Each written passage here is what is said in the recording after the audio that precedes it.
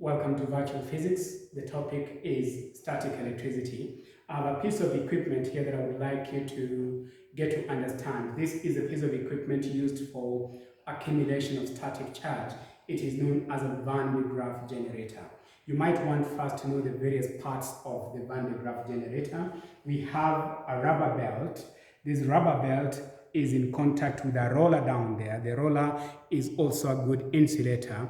The reason they are in contact is to be able to rub against each other and generate charge. When the charge is generated down here, it's then taken up by the belt, and at the top there is a metal comb which picks that charge and transfers it onto the dome. This dome, being spherical, will distribute that charge uniformly around it. And just to be safe, we have taken a wire from the material that we're dealing with, from the equipment that we have, and taken it to the ground. That is known as earthing. Now, what I'd like to do is to create charge by making the rubber belt to go around the roller, and here we go.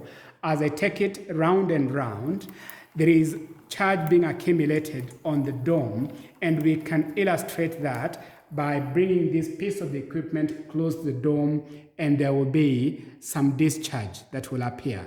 Perhaps to have a continuity of that discharge, I could have it as a continuous process as illustrated there. The charge accumulates on the metal dome and jumps across the two by overcoming the insulating properties of air, which is between those two domes. One more time, there we are. The more the charge I create, the more the discharge. So you get to understand, if charge accumulates and you get to touch it yourself, then that charge will flow into you, and that process is what's called electrocution. So one of the main dangers of accumulated charge is that it can cause electrocution. You might want to understand, if there was flammable material around here, it would be ignited and therefore a fire has been started.